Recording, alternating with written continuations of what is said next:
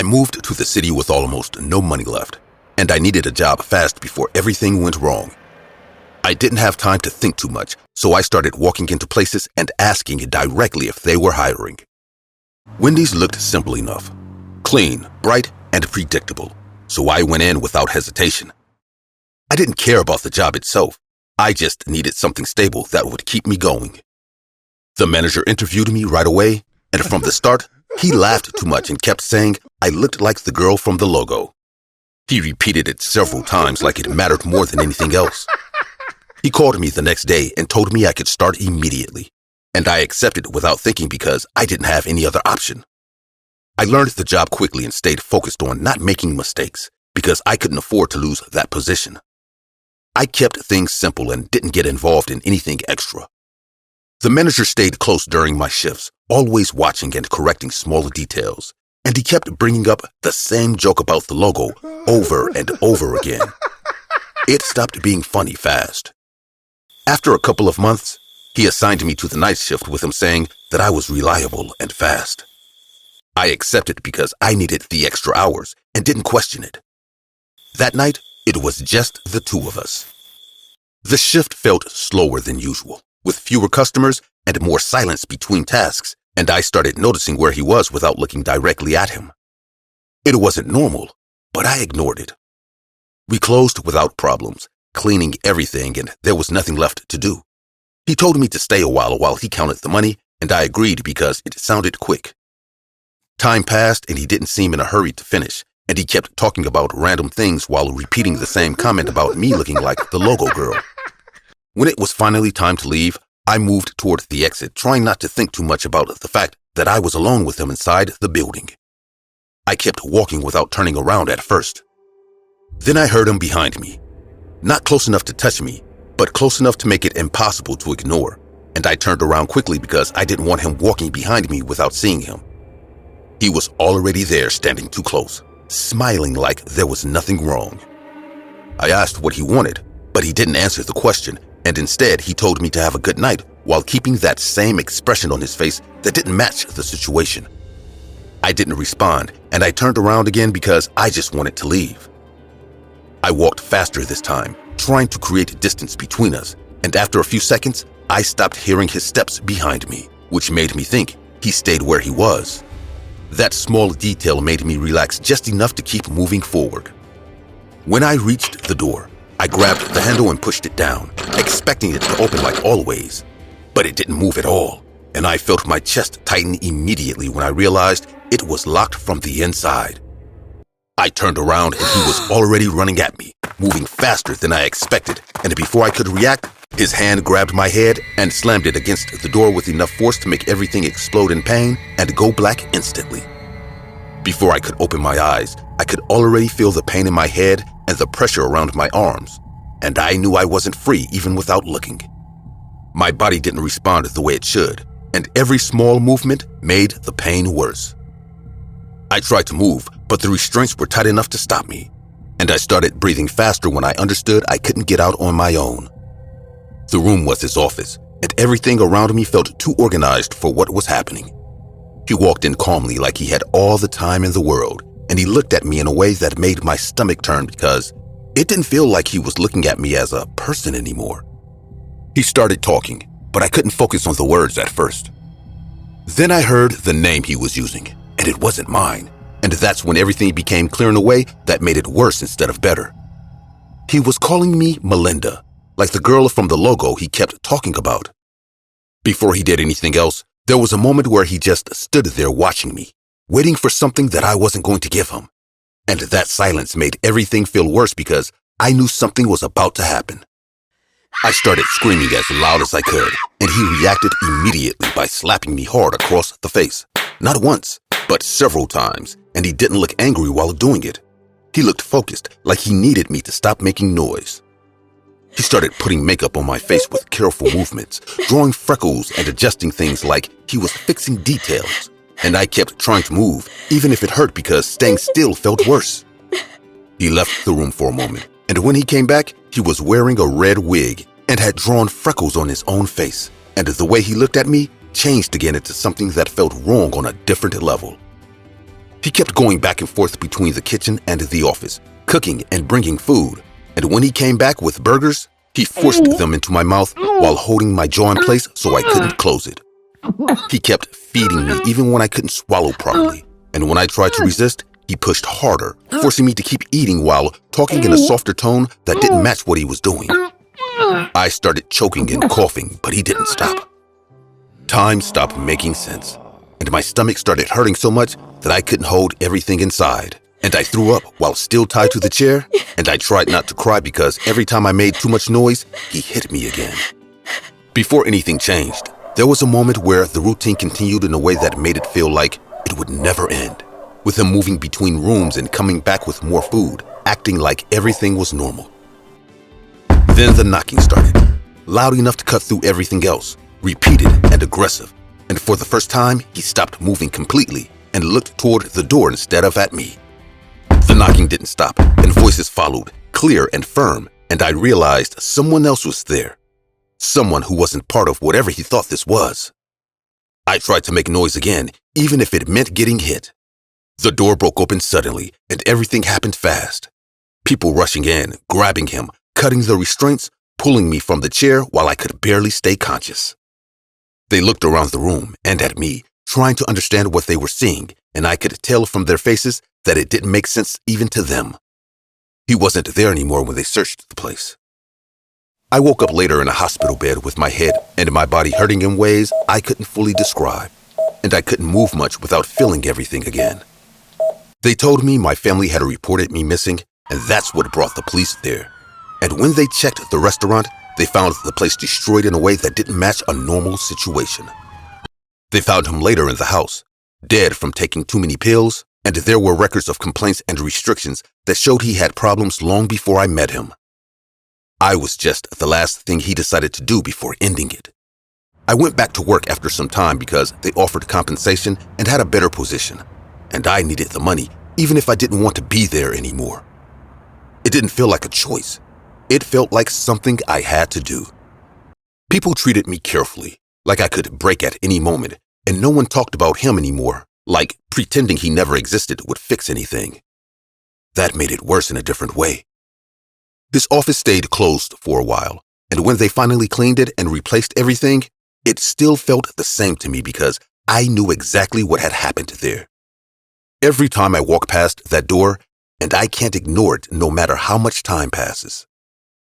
I'm finishing my study soon, and I don't plan to stay there much longer because I can't stand being at that place anymore, even if everything looks normal again. I was sitting with my family eating fast, not really talking, just focused on finishing my food and leaving. The place was full, people moving around, trays hitting tables. Nothing out of the ordinary, just another normal day. I grabbed the burger and took a big bite without thinking, chewing while looking down at the table instead of listening to anything around me. The food tasted normal, greasy, salty, exactly what I expected. I took another bite right after, faster this time, barely chewing before swallowing like I always do when I'm hungry. My brother was talking, my mom answered something, but I wasn't paying attention. I kept eating without stopping, taking another bite while holding the burger with one hand, pressing it together so it wouldn't fall apart. Everything felt routine, automatic, nothing to think about. Something changed in the middle of chewing, but it wasn't strong enough to make me stop right away, so I just slowed down a little and kept going. The texture felt off, thicker in some parts, not like meat. I swallowed anyway and took another bite, smaller this time, focusing more on what I was doing. There was a taste that didn't belong there, something metallic that stayed in my mouth even after I swallowed. I pressed my teeth against what I was chewing and felt something harder than the rest, something that didn't break. I moved it away with my tongue, trying to understand what it was before reacting. I opened the burger slowly with both hands, pushing the meat apart while sauce got all over my fingers. I looked closer, not rushing, just checking. Then I saw it clearly. A finger. I threw the burger down on the tray and pushed it away, making a loud noise that made people turn around. My family leaned in, staring at it, trying to understand what they were looking at. Employees came fast after someone called them, and they all stopped when they saw it, no one touching anything. I kept my mouth closed, feeling the taste still there, knowing I had already swallowed part of it. The case moved fast. My family handled everything. Lawyers talked, cameras got checked, and I just repeated what happened without adding anything else. The guy who made the burger said it was pickles, and no one could prove anything. We won anyway. Money came in, and everyone moved on like it was over. It wasn't. I kept thinking about the moment before I saw it, when I already knew something was wrong but didn't stop eating. That part stuck in my mind, repeating over and over. I knew the taste. I knew it was blood. Why I kept eating that burger? One night, I bit the inside of my cheek hard enough to make it bleed, letting the blood sit in my mouth while I paid attention. It was close, but it wasn't the same. I tried again the next day, harder, pressing it till it hurt more, waiting for that exact same taste to come back. I went back to the same place more than once, always ordering the same thing, sitting alone and eating slowly this time. I focused on every bite, every texture, every taste. Nothing changed. It all tasted normal, empty, boring. That made it worse. I started thinking about the guy from the kitchen, the one from the cameras. I kept replaying that moment where his hand disappeared for a second. That second started to matter more than anything else. I looked him up, found where he lived, started watching him from a distance without getting closer. I needed to see him, not just on screen. I kept biting myself at home, arms, lips, inside of my mouth, testing again and again. Still not the same. I followed him for a few days until I knew exactly when he would be alone, when he would come back home, how long he stayed outside before going in. I didn't rush anything. One night, I waited outside his house, holding a knife, not moving, just watching the entrance until he showed up. When he walked toward the door, I moved fast, running straight at him without warning, raising the knife and aiming forward without stopping. He turned at the last second and moved away, my hand missing him completely as he grabbed my wrist and forced it down. The knife fell to the ground between us. He pushed me back, trying to create distance, but I didn't stop. I went at him again immediately. I grabbed his arm and held it tight before he could react properly, pulling him closer instead of pushing him away. He tried to break free, using his weight to move back, but I stayed on him. I leaned forward and bit his hand as hard as I could, locking onto one of his fingers without hesitation. My teeth closed fully and I didn't let go. He started hitting me with his other hand, trying to get me off, but I kept biting harder, adjusting my grip and pulling at the same time. I wanted it off. Neighbors started coming out after hearing the noise, shouting while moving toward us, but I ignored them and kept going. Hands grabbed me from behind, pulling me back, but I held on until they forced me off him completely. He dropped to the ground, holding his hand, crying, while I kept moving my jaw like I was still biting. They didn't send me to prison. Doctors said I wasn't stable, that something changed after that day and that I wasn't in control anymore. They sent me here instead, this mental institute. The case about the burger never got solved because no one could prove anything, and people started doubting the whole thing after a while. Some said it wasn't him. I actually didn't care. I sit here every day eating monitored food, watched all the time, while nothing feels real anymore. I keep thinking about that first bite, about how I knew and still kept going. That's the part that doesn't leave. I don't really feel like I have a problem, but I know I'm not getting out of here.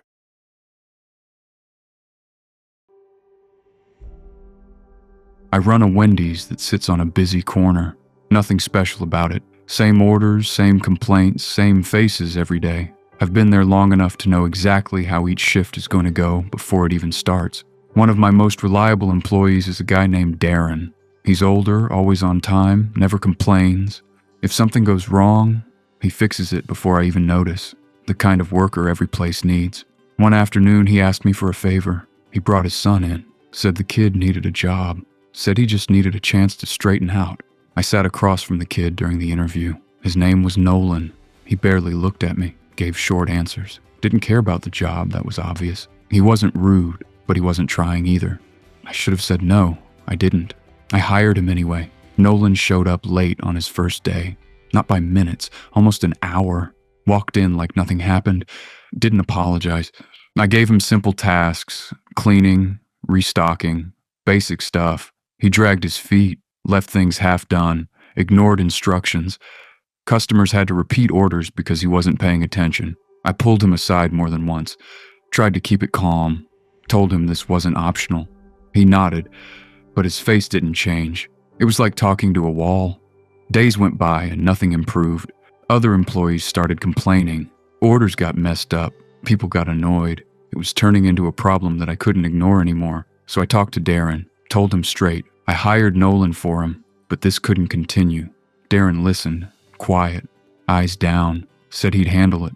For a few days, Nolan actually worked, showed up on time, did what he was told. Not great, but better. Enough to make things run without constant issues. That didn't last. One afternoon, during a busy shift, I noticed a customer at the counter getting louder. Nolan was taking the order.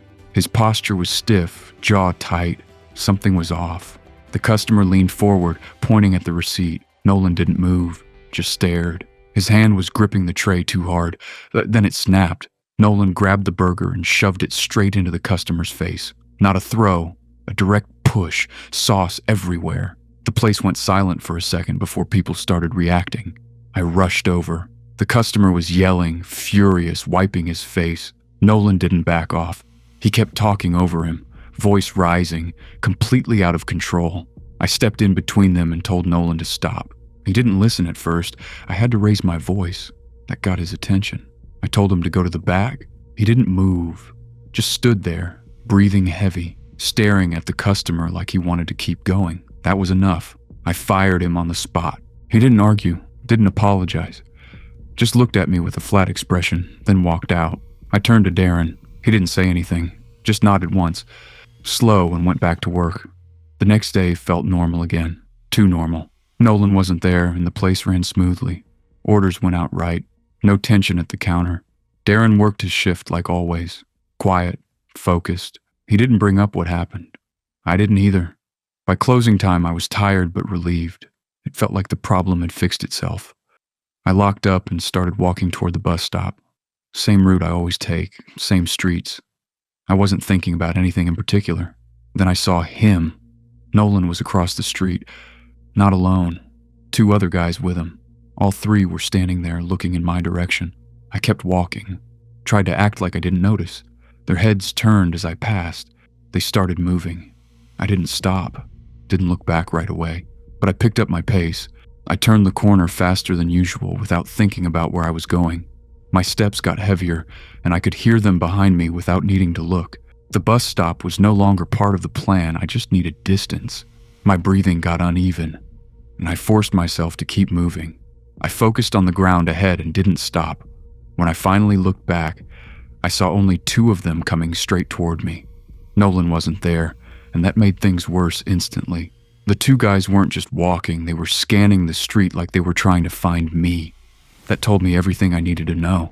I slowed near another corner and pressed myself against the wall. I stayed still for a few seconds, barely breathing, listening to their steps getting closer. The sound of their shoes passed right in front of me, and neither of them stopped.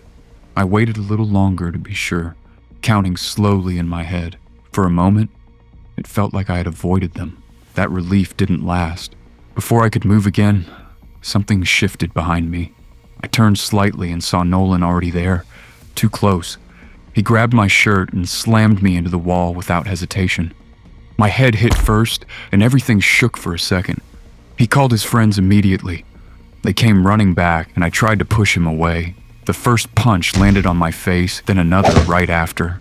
One of them grabbed my arms while the other kicked my legs out. I hit the ground hard and couldn't recover. The hits didn't stop. Kicks landed on my ribs and back while Nolan kept talking fast and angry. He blamed me for everything going wrong in his house and said I made him look weak. I tried to get up once, but a hit to my face dropped me again. One of them laughed while Nolan kept going. My body started responding slower with each second. A man stepped in and tried to pull Nolan away, telling them to stop. Nolan turned on him immediately, and the others followed. The man tried to defend himself, but he couldn't hold him off. He went down quickly, covering his head. That gave me a second to move. I forced myself up and ran without thinking. I barely made it half a block before they caught me again. They threw me down harder this time, and my head hit the pavement. Nolan knelt next to me and started hitting my face over and over. I tried to block, but I couldn't keep up. Then everything paused for a second. Nolan stood up and grabbed a large rock from the ground. He lifted it with both hands and held it above his head. His friends started shouting at him to stop and think. He didn't respond right away. He brought it down on my knee. The sound was sharp and immediate, and the pain hit right after. My leg didn't respond at all, and I couldn't move. Nolan stepped back while breathing heavily. Then they all left without looking back. I stayed on the ground without moving, trying to process what just happened. My leg was twisted in a way that didn't make sense, and every small movement made the pain worse. Blood covered parts of my face and hands, and I couldn't do anything about it. Cars passed, but no one stopped. The street felt empty. Time didn't move normally, and I couldn't keep track of it. I tried to call out once, but my voice didn't come out right. My throat felt dry, and my breathing was uneven. The man who tried to help was gone, and I didn't know when he left. I was alone there the entire time. The sky slowly started getting lighter, and that's when people noticed me. A couple stopped first, then others joined in. Someone called for help while another tried to talk to me. I could hear them, but I couldn't answer properly. Everything felt distant. I woke up later in a hospital bed with machines around me. My head hurt, my ribs hurt, but my leg was the worst part. Doctors explained that my knee was shattered badly. Surgery helped, but not enough to fix it fully. I understood what that meant without needing more details. Recovery took longer than I expected, and progress was slow. Physical therapy became routine, but my leg didn't respond the way it should. Walking felt forced, and standing too long became a problem. I had to adjust to that reality every day. There was no way around it. The job at Wendy's didn't wait, and I didn't expect it to. They replaced me while I was still recovering. I couldn't handle full shifts anymore anyway. That part of my life ended quietly. There was nothing to argue about. Darren visited once and stayed near the door. He said he was sorry, but didn't stay long. He didn't look at me much while he talked. Then he left and didn't come back. That was the last time I saw him. I heard about Nolan later. A few days after the attack, he and his friends tried to rob a couple. The police caught them before they got far. That's all I needed to know. I didn't follow what happened after that.